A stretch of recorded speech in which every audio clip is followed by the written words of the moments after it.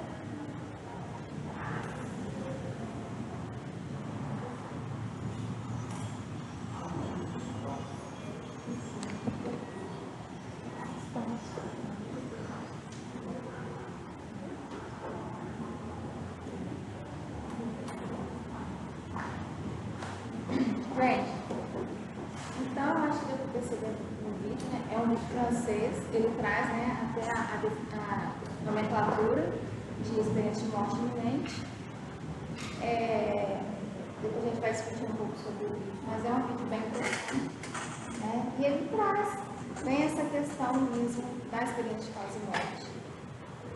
E aí a gente começa a pensar em uma definição para a experiência de quase morte. Pensar numa definição para a questão da experiência de quase morte. Vários autores trazem essa definição e um núcleo geral que a gente tem é que são experiências profundas, vívidas e que têm um grande potencial de trazer mudanças para as pessoas que as experienciam, né?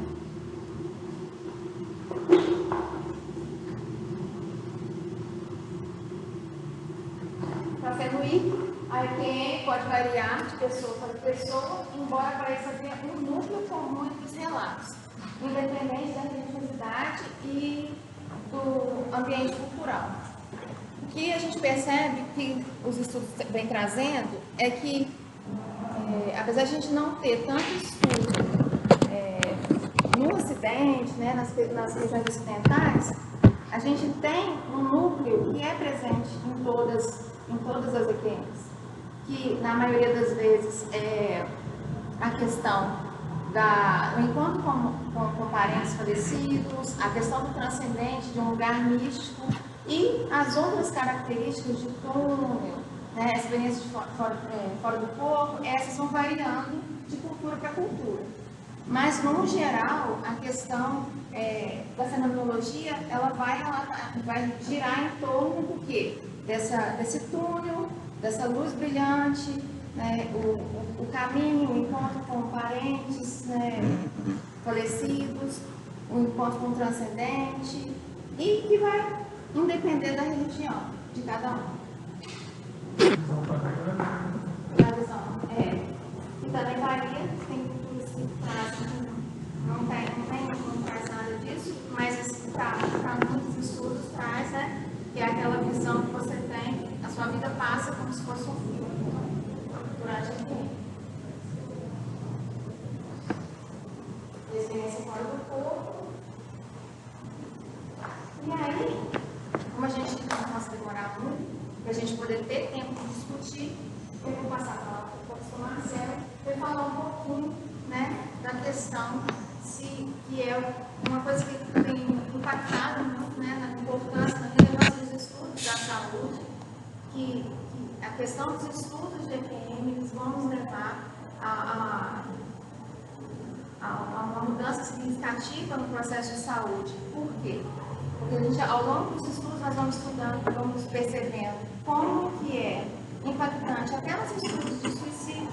A gente tem estudos de suicídio que mostram que às vezes a pessoa teve EQM e ela, como isso vai impactar? Porque ela tanto pode ter uma EQM, que a gente até, desculpa, não falei, que a gente fala muito desse núcleo, que é essa coisa positiva, né, esse encontro que leva à perda da morte, medo da morte e tudo, mas a gente tem as EQMs que são negativas, que as pessoas trazem relatos que como se tivesse ido ao inferno e ter voltado, né? Então a gente precisa ter muito claro isso, porque como que uma pessoa, depois de uma EQM negativa, como que ela vai lidar com isso depois? Né? A gente sabe que as EQMs são transformadoras, muitas pessoas, elas perdem medo da morte, mudam totalmente sua filosofia de vida, mas outras, além de mudam tanto, que já não conseguem mais voltar e ter uma vida normal, não conseguem se relacionar com as pessoas que elas se relacionavam, justamente por ela ter alcançado.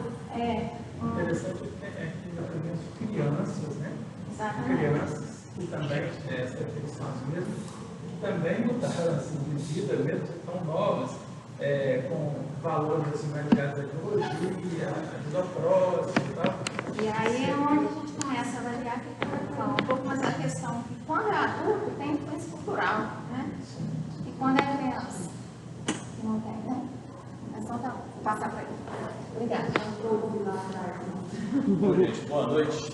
A gente vai dar continuidade e aí assim, eu vou terminar e depois eu vou abrir para a gente conversar mais sobre o assunto, mas como nem todo mundo lê ou estuda sobre a questão, a gente vai dar algumas bases para a gente poder discutir, entender e abrir uma conversa depois. E dentro disso tudo que a Mona Lisa mostrou, o que acontece? A ciência ela se vê numa encruzilhada. A mente é um produto do cérebro ou é algo que se manifesta pelo cérebro? Quer dizer, existem regiões do cérebro que vai produzir a mente? Ou será que o nosso cérebro ele serve de retransmissor de algo que não está nele?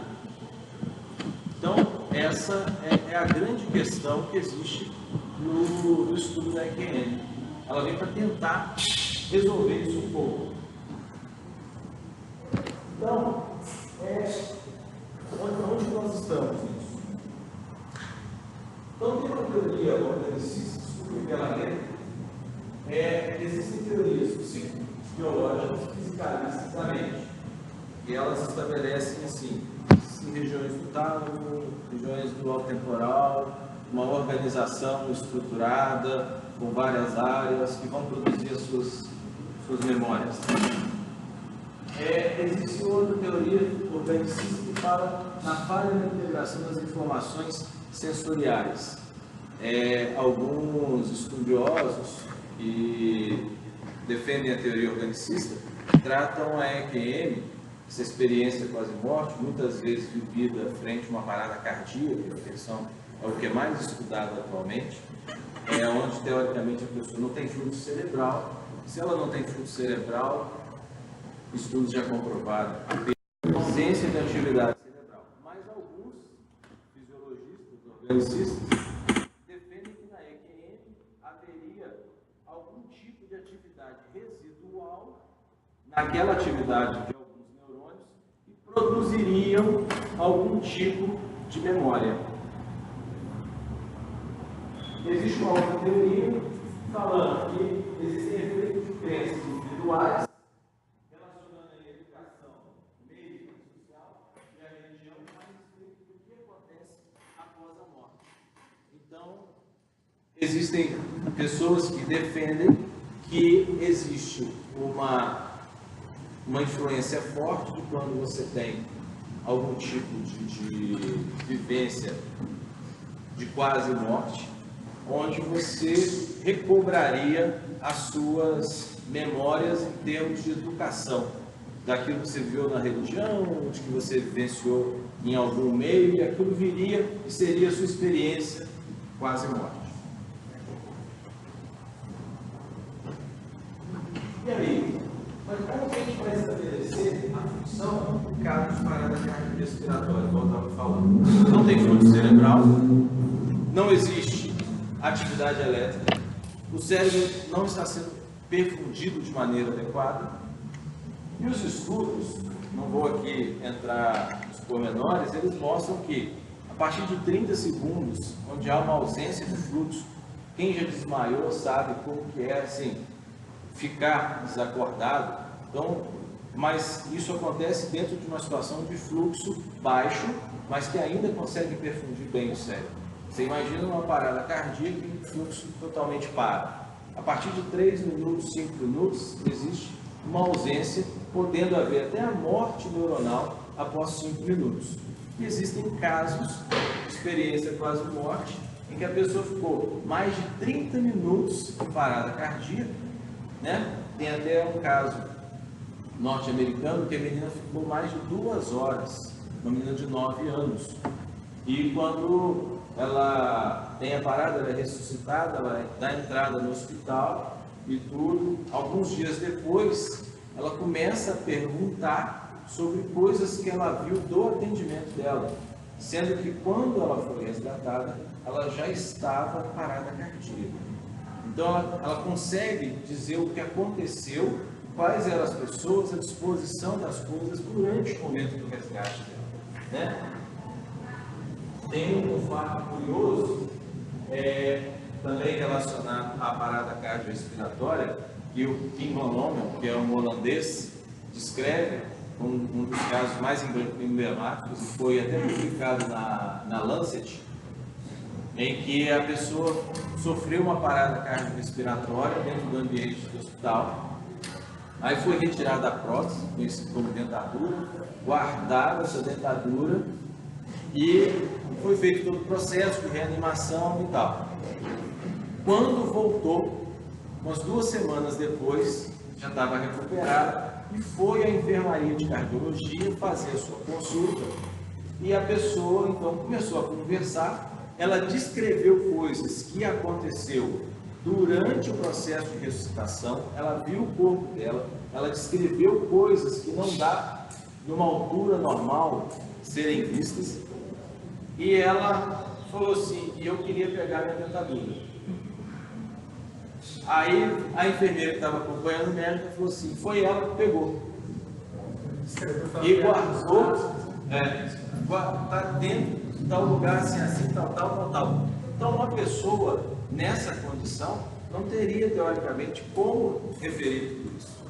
E aí começou então a se discutir esse processo. E aí, existe a mente ou não existe a mente? Mas ao se discutir se a mente existe no cérebro ou fora do cérebro, cria-se um segundo problema, vamos dizer assim. E isso impacta do ponto de vista até teológico, talvez, que é, se eu tenho uma mente que não é fruto do cérebro, e aí? O que é a mente? É um espírito, é uma alma, é algo além? Então quer dizer que de fato existe alma? Então a gente começa a entrar num outro âmbito da discussão. Para entender melhor, a gente precisa estar abordando isso um pouco, porque a gente precisa entender, tanto enquanto profissional de saúde, até enquanto pessoas normais, porque a gente precisa entender o processo. A gente precisa, como a Mona Lisa disse, muito se fala dos processos de experiência quase-morte em que as vivências são boas, que a pessoa volta melhor, mais tranquila, que ela tem essa coisa de não ter mais medo da morte, ela entende o processo de vida, ela se torna mais amorosa, menos estressada. E existe aqueles quadros de experiência quase-morte não tão interessantes assim, não tão satisfatórias, em que a pessoa muitas vezes tem vivências aterradoras, vamos dizer assim. E isso pode trazer impacto para a saúde e até para o psicológico, né? Então a gente precisa entender isso para a gente entender o funcionamento mente, cérebro, consciência, como é que é essa relação. Então, esse é o Sam Parr, um cardiologista de Nova York, que tem um estudo chamado AWARE, e nesse estudo AWARE ele estuda justamente pessoas que sofrem parada cardiorrespiratória e tenta descobrir quais são essas pessoas que têm que, para cada 100 paradas cardíacas, menos de 5%, né? Quer dizer, menos de 14% sobrevivem, desses 14%, menos de 5% têm experiência quase-morte. E aí, então, ele está peneirando isso e tentando estruturar um raciocínio sobre a parada cardíaca e tal. Esse é o caso que eu falei, esse é o Philip Van Loon, que é o holandês. Caso muito interessante. Então, a gente está à frente a uma situação que a gente precisa juntar elementos, quer sejam orgânicos, quer sejam não orgânicos, e tentar descobrir a mente lá fora ou a cabeça do nosso corpo. Como terceira opção. Depois a gente vai discutir a terceira opção. Esse é o livro do Rivas. O Rivas ele traz 140 casos. O Raymond Wood, que é tido como a pessoa que cunhou o termo experiência quase-morte, que a Mona Lisa falou, na verdade não foi o primeiro a descrever experiência quase-morte, tá? Apesar de, desde Platão, haver vários relatos que se entende como sendo experiência quase-morte, até quem aí eventualmente assistiu Deadpool, não é um filme assim tão interessante, o Deadpool 2, ele não é um filme tão interessante, mas eu assisti de curiosidade e por surpresa minha, ele teve 2 experiências quase-morte durante o filme, tá? No processo que a mulher dele tinha morrido, ele consegue reencontrar a mulher. Mas o Rivas, ele traz 140 relatos de casos em que é possível fazer uma coisa que, do ponto de vista científico, torna-se bastante relevante, que chama percepção verídica. O que é isso?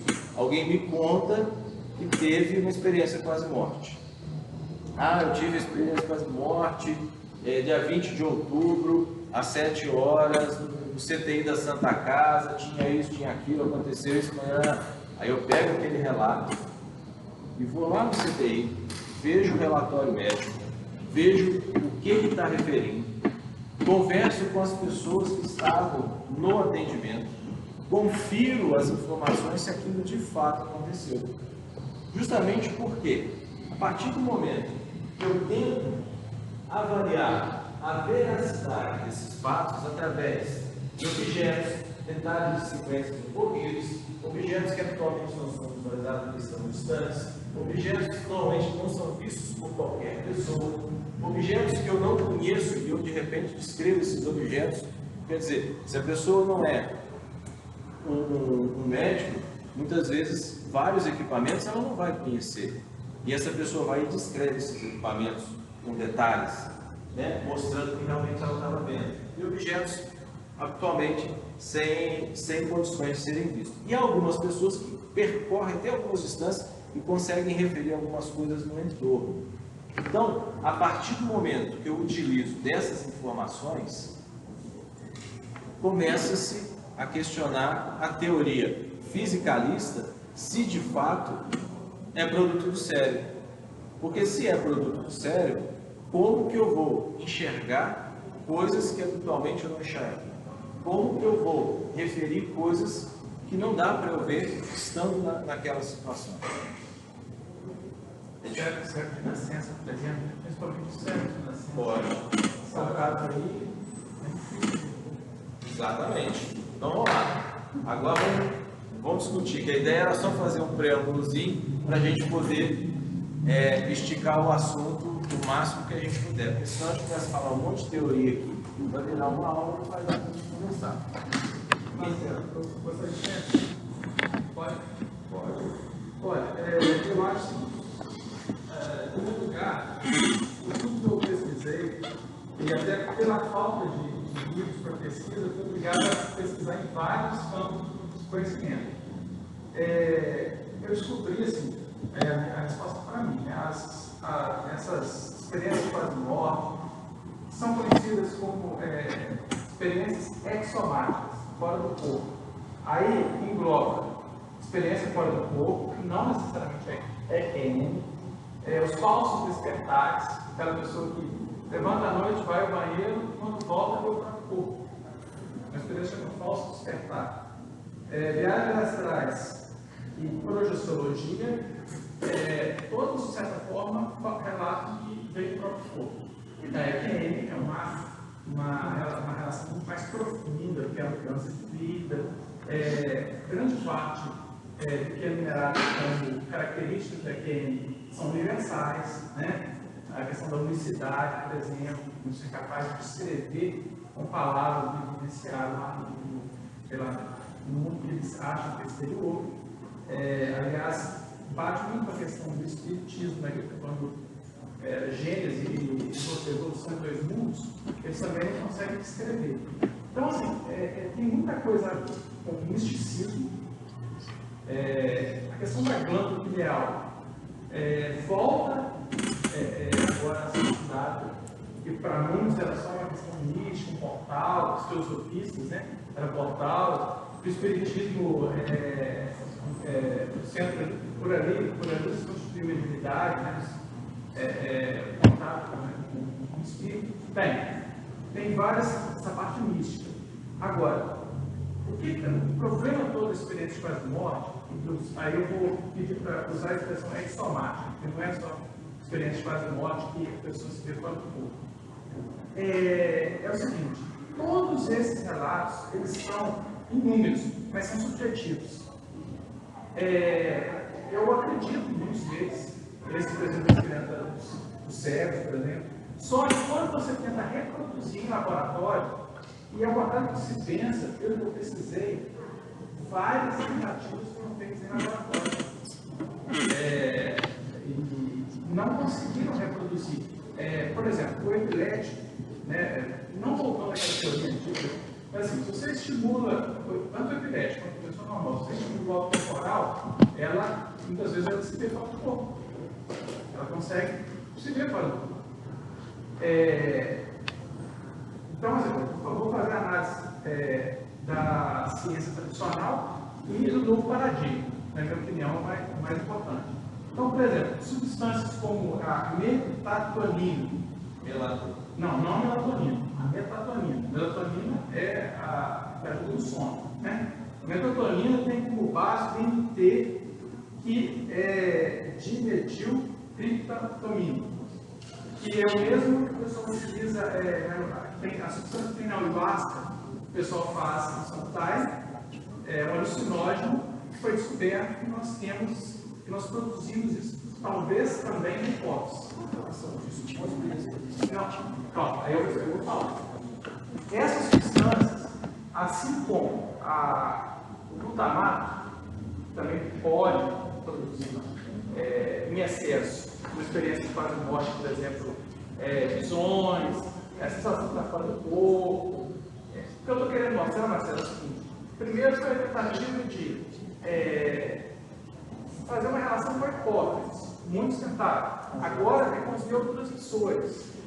Bem, o que acontece? Eu acho que talvez seja um ponto, porque é o seguinte: a experiência com a morte, por definição, isso é uma coisa um pouco mais nova. Mas eu vou chegar. Só um instantinho. É uma coisa um pouco mais nova, porque assim, a EQM está deixando de ser entendida como uma experiência fora do corpo. Justamente porque existe uma alteração de função cerebral. Muitas vezes você não tem função cerebral. Então, a questão de neurotransmissor, a questão circulatória, ela se extingue na parada cardíaca. Então, ela deixa de ser relevante. Então, a EQM está se mudando. Isso não mudou, né? Não, está mudando. Essa visão da questão da pessoa aparente, uma morte, um momento de morte ali, pequena, né? Essa visão. Não é morte pequena, não. Tem casos de 30 minutos de parada. Então, mas 2 horas. Então, o que nós estamos falando é o seguinte: a relação da mente. A mente, sem uma função cerebral, sem o neurotransmissor estar funcionando, você passa a não ter. Esse estudo que você falou está correto, mas a questão é a EQM, e não a experiência fora do corpo.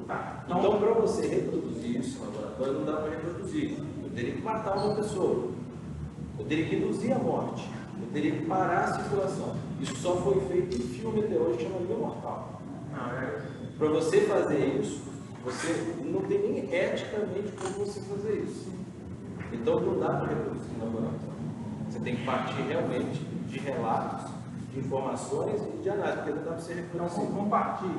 Eu ia tentar fazer um histórico rápido das experiências que já foram feitas com indução de ondas eletromagnéticas, na hipótese, e a questão dos transmissores, para mostrar algumas experiências fora do corpo, não são referentes. Não dá, só que aí eu vou centralizar. O que acontece? O que foi percebido? Não dá para a gente conseguir construir um modelo dualista, mente, cérebro, com uma visão antiga de espírito e corpo. Não dá mais para a visão tradicional da ciência, mente e cérebro, uma coisa só, morreu, acabou. Aí, o que acontece? Eu fui buscar na física quântica que poderia explicar esses fenômenos. Aí tem um físico chamado Penrose, vocês ouviram falar, e um anestesista, que eles estão conseguindo. Logicamente, a gente não vai entrar aqui em detalhes sobre o conceito de física quântica, igual não localidade, entrelaçamento quântico, não é essa a questão. Mas eles estão conseguindo mostrar que no neurônio, uma célula, quase todas as células existem microtúbulos. Esses microtúbulos, eles têm uma relação de não localidade, ou seja, dentro de um átomo, o elétron pode, às vezes, não existe espaço, ele está num ponto, eu me para o outro, não localidade. E, mas o que tem a ver isso com o que nós estamos falando aqui?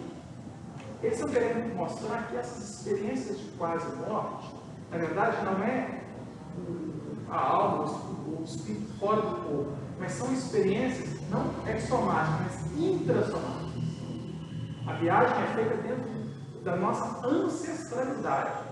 De tudo que nós temos, por exemplo, vamos colocar um consciente coletivo, né? O consciente coletivo do Jung, só para mostrar essa ancestralidade, só que essa volta, esse retorno é dentro da nossa própria genética.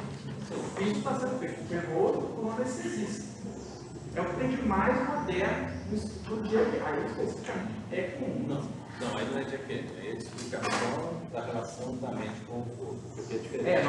Porque primeiro, antes da gente falar do que vai explicar essa relação mente-cérebro, a gente precisa primeiro garantir que existe. Então, hoje a gente vive a EQM, de fato, e é a mente. Então, essa é a grande pedra no sapato, quer dizer, existe EQM, ou ela é fruto de algo físico, de uma educação, de algo social, de umas alucinações que aconteceram por alguns neurônios que estavam lá quietinhos e ainda conseguiram ficar. Isso aí que você está falando é correto, mas esse é o segundo passo. Primeiro, a gente tem que estar certo de que existe a EQM.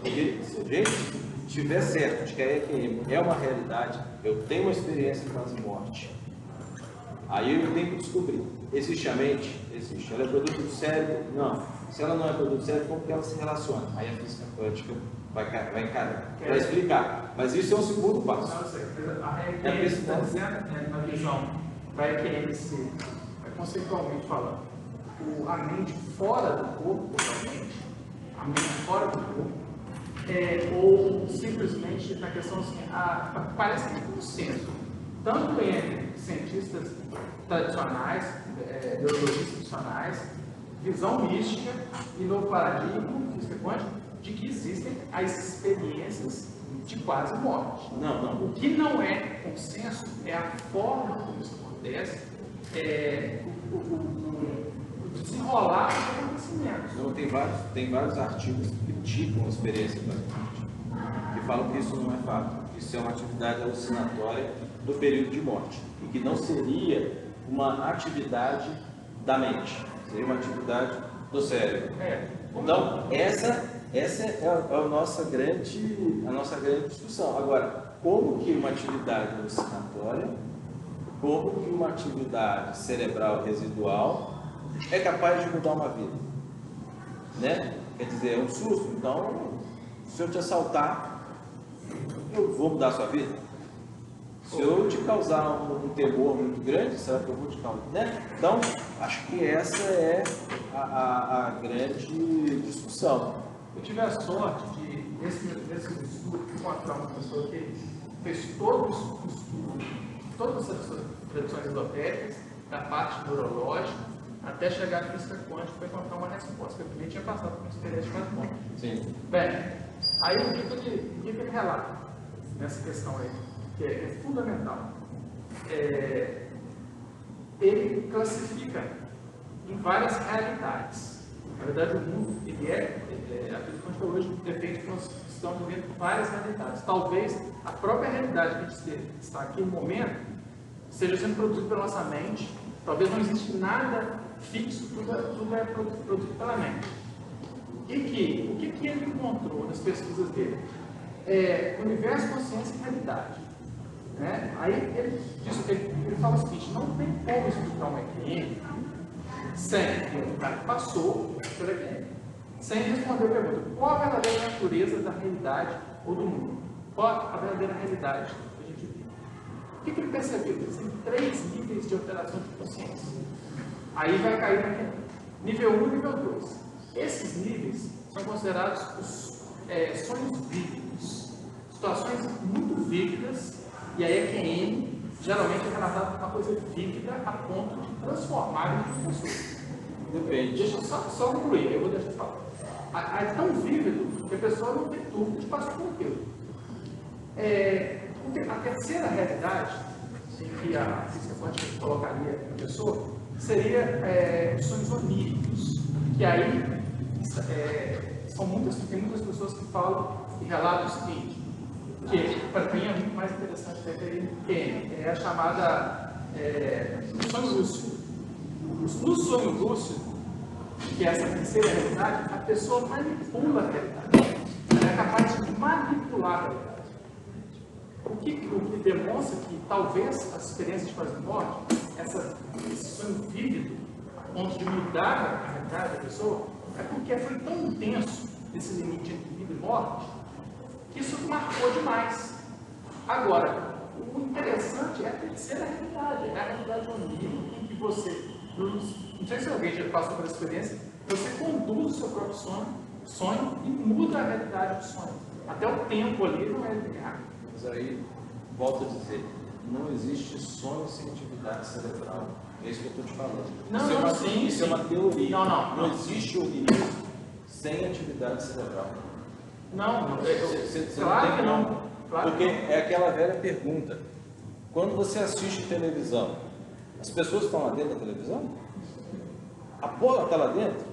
O cara fez o gol está lá dentro? Não está. Aquilo é uma transmissão. Se tiver um probleminha no transistor, você vai passar a ver preto e branco. Essas pessoas não estão preto e branco. Então, essa é uma das questões colocadas. E das experiências que você colocou, existem experiências negativas, existem pessoas que encontram com familiares, existem pessoas que têm uma vivência que elas dizem ter encontrado a Deus, ou a Jesus, ou algum tipo de entidade espiritual. Existem pessoas que referem túneis, e existem pessoas que não referem isso. Elas referem o que aconteceu no momento em que elas estavam ali. E um colega neurocirurgião, no dia que eu comecei a conversar sobre isso com ele, ele me contou uma história que eu achei muito interessante, que um paciente, só para vocês terem uma ideia, a neurocirurgia muitas vezes é feita, o paciente ele é fixado pela cabeça. Você fixa a cabeça. Ele estava de barriga para baixo, com a cabeça presa e aberta, completamente anestesiado. E ele comentou na volta, na consulta de retorno, ele conversou com esse neurocirurgião e falou o seguinte: ô doutor fulano, eu queria agradecer o senhor porque eu vi que o senhor fez isso. Ele contou a cirurgia dele todinho. Só não gostei do médico fulano de tal, que estava em tal lugar assim, e fez esse comentário. E aí esse colega virou para mim e falou assim, eu até arrepiei na hora que ele falou, porque foi exatamente o que aconteceu. Esse cara foi meio inconveniente mesmo na hora. Então, ele não teve uma EQM, ele teve uma experiência fora do corpo, em que ele descreveu, que é mais ou menos isso que se procura nas pesquisas, né? Alguém tem alguma colocação para fazer? Quando a pessoa tem uma parada automaticamente ela vai quase morte, por exemplo? A partir de 30 segundos já começa a não haver atividade elétrica cerebral. Em 1972, eu tive uma parada cardíaca e tudo ficou escuro, embora. De repente, eu voltei para o local, né? E eu assisti todo o trabalho que os médicos, enfermeiros estavam fazendo, comentando, para poder me reanimar. E eu vi as freiras rezando, ouvi as freiras, não vi, ouvi as freiras orando, e por final eles já não tinham mais o que fazer, porque eles comentaram que não estava achando mais veio, não tinha mais veio. Aí um deles falou assim, olha, o último recurso agora é tentar a veia do pescoço dela. Aí eu reagi, não foi no meu pescoço, não. Tá? Foi aquele susto no meu pescoço, não. Aí eu voltei. Isso é uma experiência. Pois é. Marcelo. Antes de 24 horas, depois de 24 horas, não, antes de 24 horas após uma cesárea. E é interessante a fala dela, porque eu não sei se ela já contou isso para outras pessoas. Não, eu só lembrei quando ele mandou para mim. Isso é uma coisa muito interessante, lembrei. né, Marcelo? Porque a maioria das pessoas que tem, a gente sabe que cada dia a gente sabe que tem mais casos, até com essa questão de licitação, UTI, né?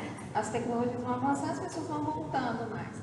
E o estudo do Grace, quando ele faz a escala, né, ele faz 2 estudos. Um em 1983, que é para fazer essa escala, que a gente utiliza ela, mundialmente é a mais aceita hoje, e ele coleta todos os dados.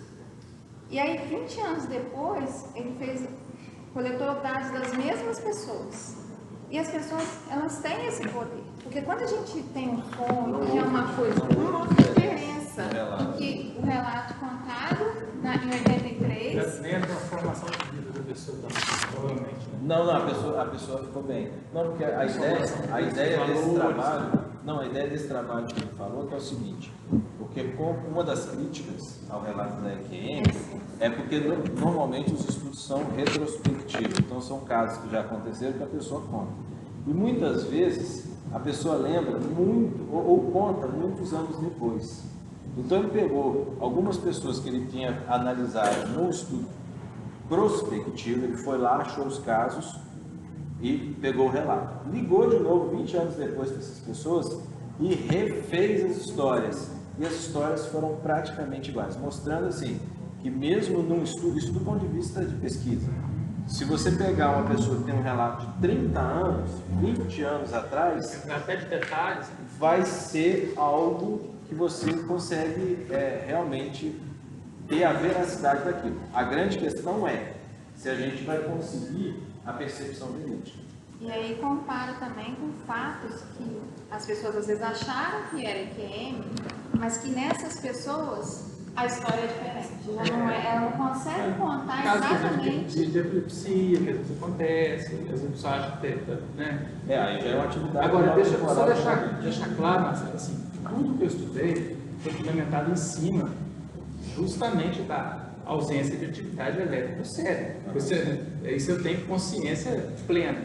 Só que assim, o que acontece? Eu fiz um pouco aqui o advogado diário, mas tem também, dentro do novo paradigma, de novo paradigma, alguns pontos que são muito favoráveis à experiência de pós-morte. E, por exemplo, a questão do certo de nascença, né, que são 21 casos relatados, né, assim, mais com substância mesmo. As crianças que narram, principalmente crianças menores de 5 anos e crianças em estado terminal, que já começam, é como se essa criança ainda tivesse uma transição entre, vamos imaginar que tem o mundo espiritual e o físico, ela consiga captar essa percepção de que ela vai para o outro mundo, né? A questão de que muitos alegam, por exemplo, a ciência tradicional, que na hidrocefalia e a anencefalia não existe a consciência e que alguns neurologistas provaram que existe a consciência. E isso é muito importante para a EQM, por quê? Porque aí prova que a consciência, como disse Descartes, não está localizada na glândula pineal. Hoje procura a consciência no lobo frontal, no cérebro inteiro, ninguém localiza. Agora, espera aí, se uma criança é encéfala, ela consegue dar demonstrações neurológicas, tem comprovadas, de que ela tem consciência, ela consegue, tem algo além. E isso vai ao Mas aí a ciência mais organicista, ela vai te falar o seguinte: nós já conseguimos provar que a atividade talâmica tem consciência, inclusive de dor. Aí o pessoal, os psicólogos mais organicistas vão te dizer que as crianças referiram são memórias no caso do certo de nascença. Seriam memórias de relatos. Então, é isso que eu estou falando. Se você não tiver como comprovar, eles vão falar que pode ser memória de relato. Porque se eu contar para você uma história 10 vezes, você vai ter memória de relato. Mas aí você entendeu? Tanta razão que você está falando, que até no certo de nascença você vai achar uma resposta. Memórias Vamos dividir o tempo um pouquinho para a discussão. vamos responder. Memórias ancestrais da região mesencéfala produziu essas imagens. Pois é, Uma coisa que eu acho que todo mundo ficou muito curioso com o nosso tema. Assim, então, agora, quais são os próximos passos, entende? Porque a gente é muito difícil você conseguir o estudo prospectivo, porque a gente não consegue, enfim, prever quando isso vai acontecer. Mas aí, agora, quais os próximos passos de pesquisa, entendeu? Para a gente poder chegar mais próximo de uma resposta. Tentar identificar o máximo de casos. E o máximo de casos que a gente consiga ter a percepção verídica. E aí você mostra que aquele fato realmente foi relatado com veracidade, com detalhes, de hora, de local, de pessoas, e confirmada por pessoas diferentes. Entendeu? Você me contou aqui. Aí ela estava na sua parada no dia, mas você não comentou com ela. Aí eu fui lá, converso, ela ficou. Aquelas coisas aconteceram. Então, esse é o grande trabalho. Esse é o grande trabalho. E o Parner está tentando fazer isso de uma maneira prospectiva pelo Auer, né? Lá em Nova York. Então ele está tentando pegar a pessoa que parou e pegar o relato dela. Mas eu achei que não é fácil. A minha dúvida é a seguinte, no caso dos pacientes que eles vão ter essa experiência negativa, né? O que eu posso diferenciar entre a experiência negativa e uma alucinação? Então, por exemplo, se um paciente ele relata que teve uma experiência no inferno e voltou, né?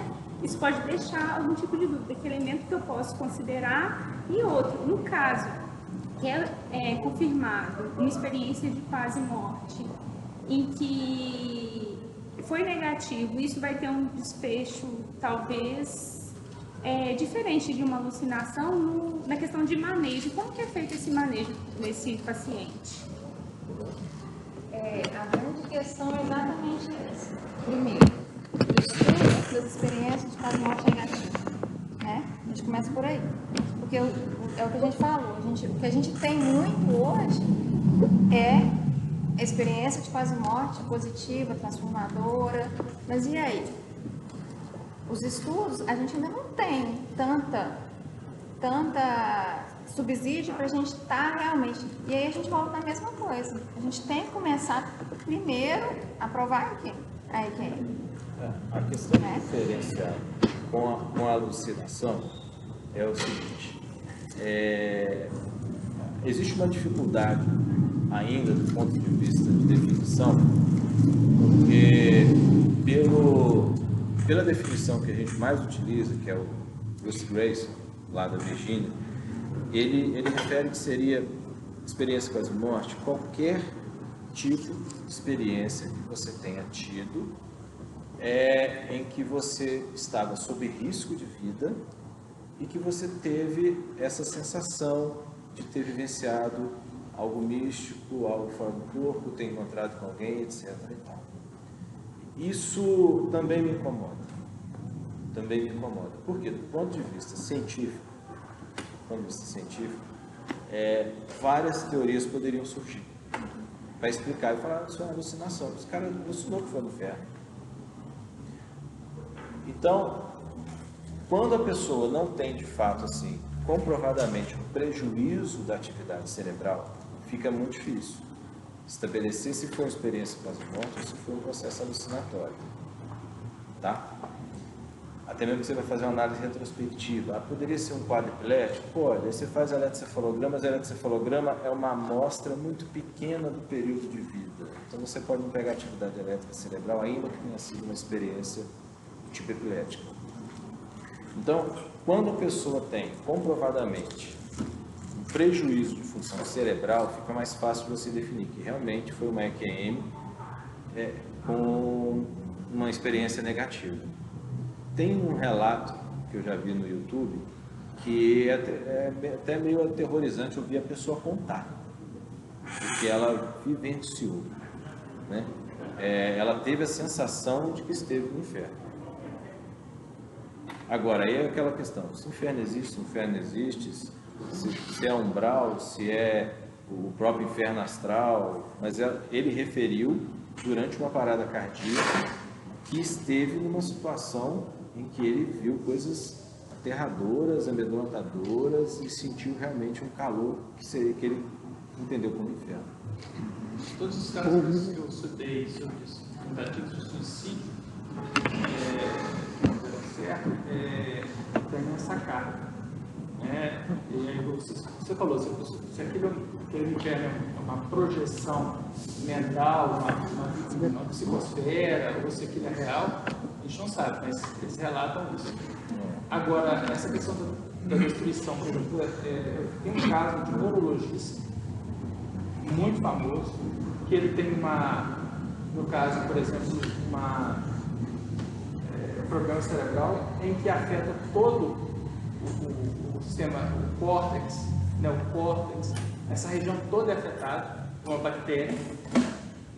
Praticamente ficou muito tempo numa situação de AQM, e ele era ateu, convicto, ele consegue voltar, e aí, voltando, ele junto com os amigos neurologistas, ele faz os relatos que poderiam ter acontecido dentro de uma perspectiva científica materialista.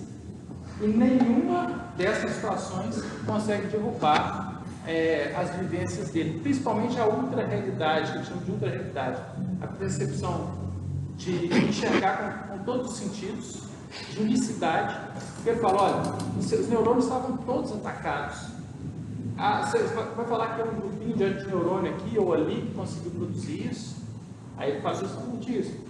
Ele faz todo o estudo do tálamo, hipotálamo, Vem na sala de só fazer uma pergunta, falando assim dos neurônios, nesses últimos anos tem aparecido que tem um componente genético, assim, a atividade sináptica regula a expressão gênica de certos neurônios, assim. Até poderia ser uma coisa que poderia beneficiar essa área de estudos, né, esse campo de estudos. Qual que é o estado que se encontra assim, na pesquisa dessa correlação da regulação da expressão gênica neuronal com a experiência de quase morte? Sim, até porque, se você for olhar do ponto bem no aspecto objetivo, para você fazer um experimento de uma experiência de quase morte no animal, se tiver uma mudança na expressão gênica, é muito mais fácil de você, sobre todos os aspectos, de você conduzir um experimento do que com um humano que vai te dar esse relato. Né? Sobre expressão gênica, não tem, eu ainda pelo menos não ouvi nenhum relato. O que existe é aquilo que eu falei, né?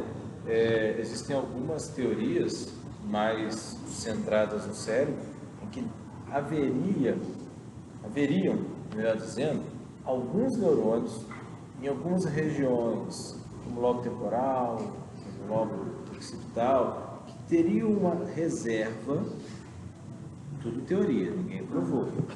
E essa reserva produziriam algumas alucinações, algumas experiências auditivas ou visuais que se traduziriam naquilo que as pessoas chamariam de experiência quase-morte. Na expressão gênica especificamente, eu ainda não vi nada a respeito. Vou até procurar, mas ainda não achei nada descrito. Marcelo,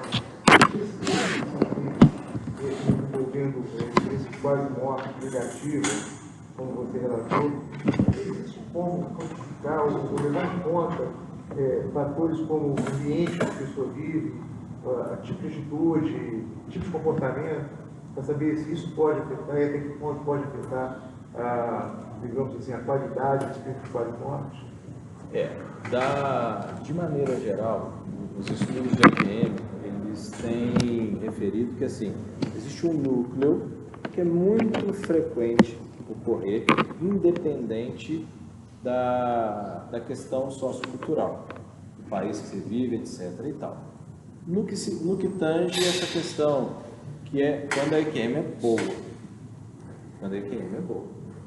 Agora, na AQM que tem uma vivência negativa, parece haver uma relação com a questão educacional, social e de experiência que a pessoa muitas vezes vive. E eu já observei isso nos relatos. Desde que não seja um tentativa de suicídio, por exemplo. É negativo quase que por natureza, essa experiência. Sim. Então, tem havido sim uma relação com com relatos isso. de suicídio, que a pessoa tem um EQM de tentativa de suicídio, a pessoa tem um EQM positivo, e aí retorna, e aí a gente fica naquela questão. Ela vai tentar suicidar de novo, porque ela perdeu o medo da morte? Eu já vi assim, o atitude positiva é de alguém chegar naquilo que ela está negativo e dar mais uma oportunidade, oferecer mais uma oportunidade, tirá-la daquela situação. Mas não assim, das vivências, por exemplo, de encontrar ser de luz, de unicidade, isso não. O que mais, gente? Eu queria fazer uma pergunta. Tendo em vista que sempre leva em consideração a paciente sofrer uma parada cardíaca, e se é uma parada cardíaca um tempo súbito, né, de uma perda de atividade do coração, eu queria levantar uma questão seguinte: não seria a massagem cardíaca, as drogas que são feitas durante o atendimento suficientes a fim de promover certo débito cardíaco que levasse sangue ao cérebro e por fim justificasse esses relatos? Essa pergunta foi muito boa. É muito boa porque algumas pessoas já tentaram fazer experimento e reproduzir as alucinações EQM, inclusive com ketamina. Eles injetaram ketamina, outros utilizaram propofol e conseguiram obter alguns relatos alucinatórios bastante semelhantes a alguns dos relatos. A questão da massagem cardíaca, já tem estudos demonstrando que a perfusão cerebral que você consegue com a massagem cardíaca, ainda que tida como efetiva, ela não é 100%. Porque ela é muito menos, se você for parar para analisar, né, uma pessoa aí com uma frequência de 60 batimentos, que já é baixa, até 100, você viu o máximo, e com uma frequência respiratória de 14 a 20, num processo de ressuscitação, se for fazer 5, por mais rápido que você seja, você não vai conseguir isso. Então, ela não tem a capacidade de conseguir uma reperfusão como uma reperfusão fisiológica. E a atividade elétrica, já foi monitorada, ela desaparece. Aí vem a contrapartida dizendo que o eletroencefalograma ele é muito superficial. Então, existiriam áreas mais profundas do cérebro que poderiam produzir algum tipo de atividade. Mas já foi feito com ketamina. Já foi feito principalmente com ketamina. Tem artigos falando exatamente isso, de algumas coisas. E a gente pensa, como muitas vezes algumas pessoas pegam carona em alguma coisa, se os relatos feitos, a pessoa não teve cuidado de coletar esses relatos e começou a julgar isso, ou a pessoa foi para o YouTube, como a gente tem vários relatos, a pessoa vai lá para o YouTube, senta lá e fala que teve uma EQM, aí você pode explicar muita coisa que pode ser processo criativo, vamos dizer assim, através de substâncias, que às vezes podem ser injetadas inclusive. Por isso, então aí você tem que ter um bom parâmetro. Por isso que essa metodologia científica tem que existir. Que um colega que nós perguntou, a colega está aqui, enquanto for subjetivo a metodologia científica a ponto de ter depoimentos de outras pessoas, detalhes, objetos, eu sei que dessa forma é possível, mas enquanto não for de uma forma passada pelo laboratório, de uma forma muito assim, livre de qualquer suspeita, ciência ortodoxa não vai reconhecer. O laboratório, Né? jeito que eu teria que matar Sim, alguém. sim. Não. Uma tentativa, por exemplo, de produzir uma situação Não tem, mas para você similar. produzir, você tem que tirar a atividade cerebral. Se tirar a atividade cerebral, tem que te matar.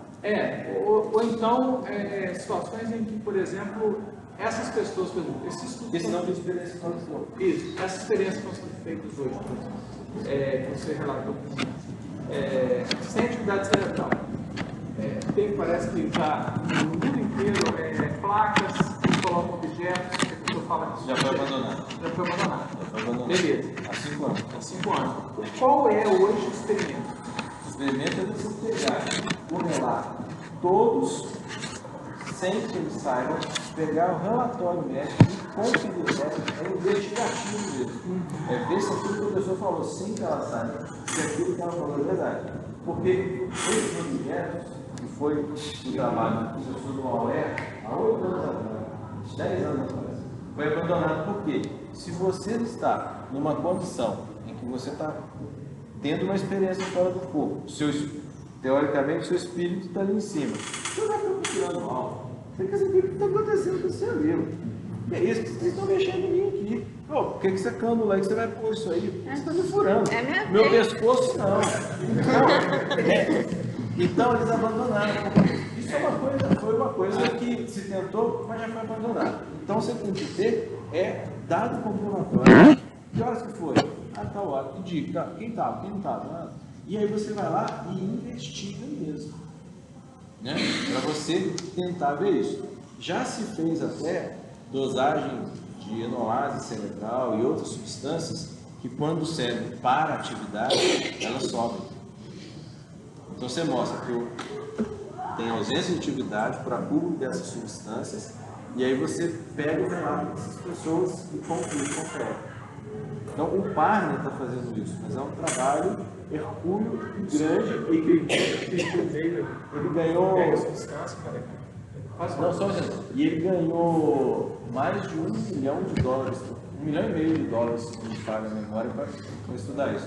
Você dosa, quando a pessoa tem uma parada cardiorrespiratória, que a atividade cerebral cessa, tem a enolase, tem uma outra substância que eu acho que é P100, que você dosa e você mostra que de fato ela só sobe quando o cérebro para.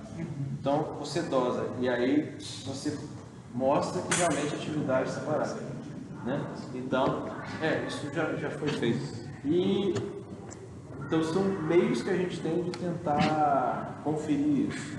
O ideal seria assim, tá no CTI, o CTI virar quase um laboratório. Só que até do ponto de vista ético, isso é muito complicado.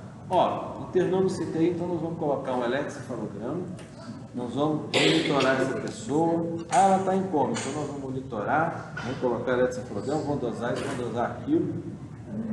Acho difícil um familiar, às vezes, permitir que seja feito tudo isso, pura e simplesmente para a gente tentar dizer se tem ciência quando ele está ali sofrendo por aquele ente que está ali. Né? Então, assim, são questões éticas, são encruzilhadas do ponto de vista ético, que a gente vai tentar resolver com estudos retrospectivos. O Parner está tentando fazer um estudo prospectivo, só que o percentual que a gente pega no estudo prospectivo é muito pequenininho. Assim, de cada 100, assim, de 1000, talvez você consiga assim, uns 10 relatos, uns 5 relatos e mais. Não necessariamente quem teve vai te contar. Isso também é um problema que eles colocam na pesquisa de EQM, que muitas pessoas que têm a experiência não querem falar. E muita... Querem apagar da memória, não querem lembrar. E eles às vezes têm medo do familiar, falar assim, conta outro, né? Onde você pegou esse baseado aí? Para de beber, né? Toma jeito na vida. Ainda mais se for uma pessoa assim que já tem uma vida meio diferente. Aí eu não vou falar mesmo. Vão falar que eu sou doido, vão me levar para o psiquiatra e vão me encher de remédio. Então eu fico quieto. Isso é relatado na literatura. Tanto que assim, apesar de a gente estar falando desse percentual pequeno, existem situações que a gente já leu que chega a 25% dos casos. Mas, né, vai depender da cultura, da abertura que a pessoa tem, né? Porque o nosso ambiente é um ambiente muito hostil, né? A gente vê hoje, a gente mais desconfia do que acredita nas pessoas. Então, para eu confiar uma coisa dessa a uma pessoa, assim, olha, eu vivenciei isso, e de repente eu ganhar aquele olhar assim, tá bom, passa para a próxima, né? Ô, Marcelo, deixa eu fazer uma pergunta aí, utilizando o seu conhecimento de neurologia, porque assim, todas eu procurei respostas e encontrei, mas, por exemplo, no caso do cego de nascença, eu acho que ele é fantástico, porque isso aí, né, talvez seja muito próximo da comprovação das evidências. Mas mesmo assim, como você falou, eles vão montar um jeito de falar que isso aí, a ciência ortodoxa vai montar um jeito de falar que isso é uma explicação. Aí eles explicaram o seguinte, que eu li, que a parte mesencéfala produz, naquele momento de morte, né, atividade elétrica cessada, imagens que estariam na nossa ancestralidade, na memória genética, coisa assim. O que tem a ver essa questão do mesencéfalo? Assim, ele é capaz realmente de produzir essas imagens, mesmo que a pessoa nunca tenha visto, nunca tenha enxergado?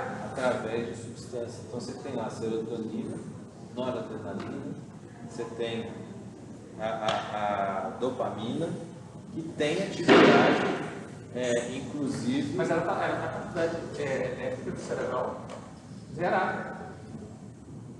Cerebral, do córtex. Você não consegue medir atividade elétrica subcortical, nem de tálamo, que é a região mais baixa do cérebro, nem de hipocampo, que é mais profundo. Não, foi por isso que eu disse que ele fez questão de colocar essas questões também. É onde entra, vamos dizer, é a brecha que eles encontram para falar. Mas como que a serotonina e todos os neurotransmissores vai fazer com que essa pessoa que é cega de nascença produza imagens, sendo que ela nunca captou através do olho uma imagem? Como que o cego enxerga? Sabe o que o cego enxerga? O cego enxerga pelo tato, enxerga pela audição. Agora, ele produziu uma imagem, ele enxerga através de uma imagem.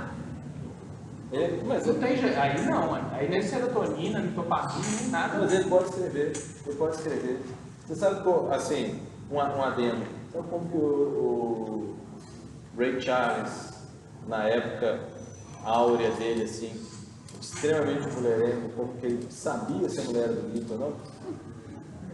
Ele pegava aquilo nela. Não me pergunte como, mas ele sabia. Então, eles desenvolvem sentidos, e eu já dei aula para cego. É um sentido de imagem. Não, mas eu já dei aula para cego. E aí eu peguei o molde de cérebro, molde de mesencéfalo, e ele foi, através da mão, montando uma imagem, dizia ele, espacial. E ele, muitas vezes, conseguia me dizer o formato, como que era, como que não era. Então, é o que eu estou falando, memória de relato. Porque é uma coisa que a gente usa muito em neurologia, que assim, uma pessoa tem uma crise convulsiva. Aí ela fala assim, eu vi tudo o que aconteceu. Aconteceu isso enquanto eu estava assim, aconteceu aquilo, aconteceu... Aí você vai conversar com a pessoa do lado, a pessoa é que contou várias vezes isso para ela, e ela passa a ter uma memória de relato. Ela monta aquela imagem, toda aquela condição. Mas nesses 21 casos, esses relatos são... Eu tanto entendo o que você está dizendo, né? Porque o que faz a pessoa enxergar o cérebro é o tato. Se você colocar uma coisa redonda e uma coisa quadrada, ele vai diferenciar pelo tato. Se fosse possível agora ela não enxergar, ela não saberia o que é redondo e o que é quadrado sem botar a mão. Porque ela não consegue, porque ela não foi construído no cérebro dela, a imagem é construída, né? Os relatos que estão aqui são relatos não são táteis, não são auditivos ou de outras pessoas que... Do ponto de vista de ciência, se você não tiver como provar, fica no campo da suposição, é isso que eu estou falando. A gente pode acreditar. Isso não é uma questão de dogma, mas é uma questão de ciência. Então, assim, existe ou não existe?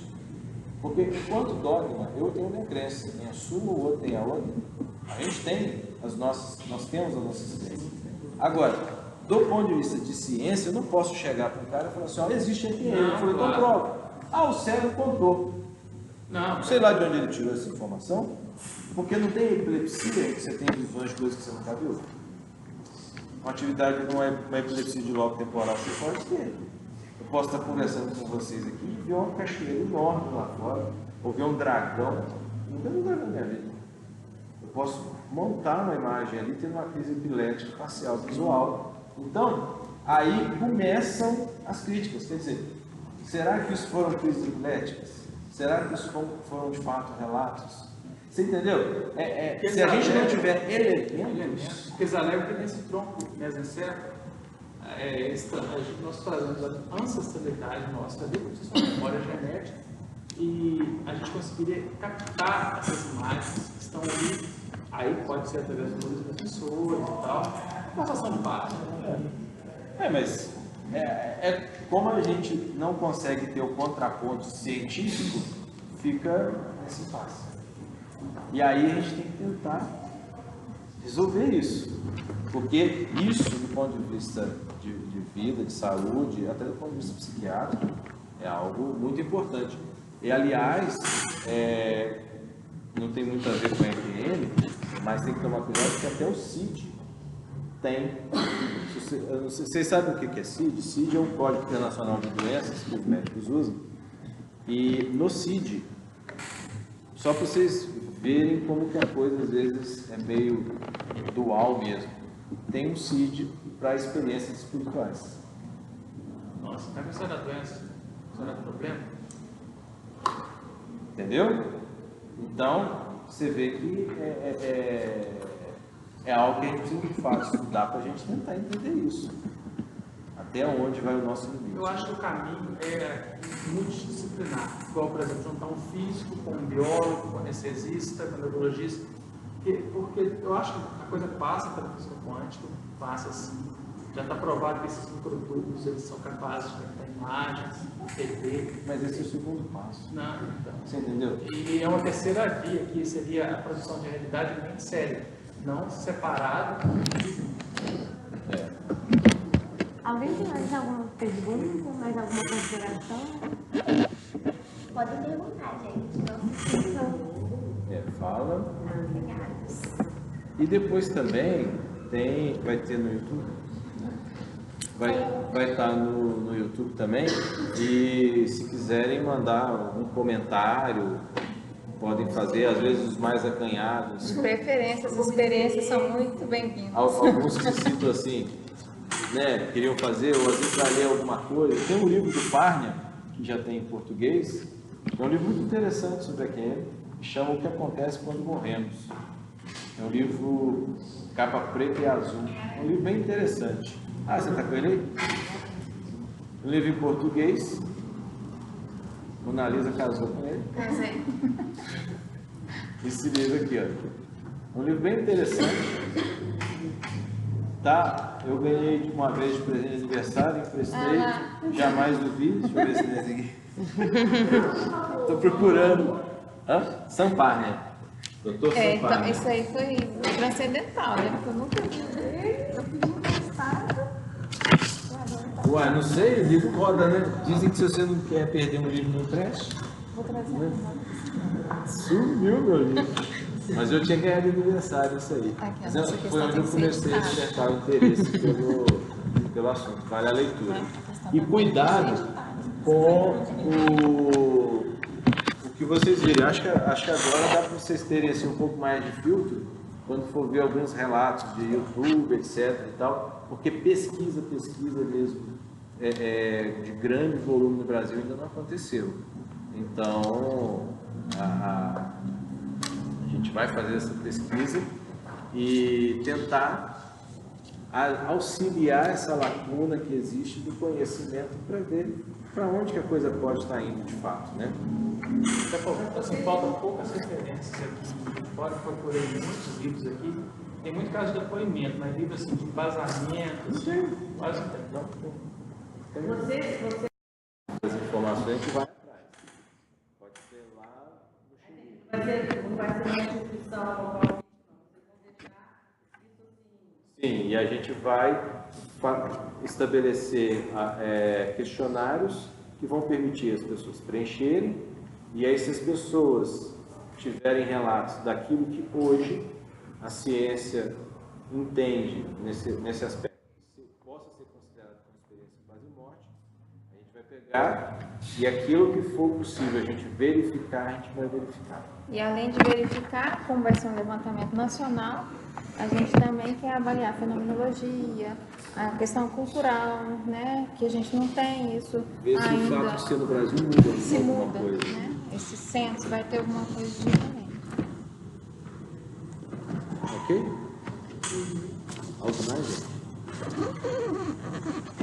Podemos fazer a prova agora?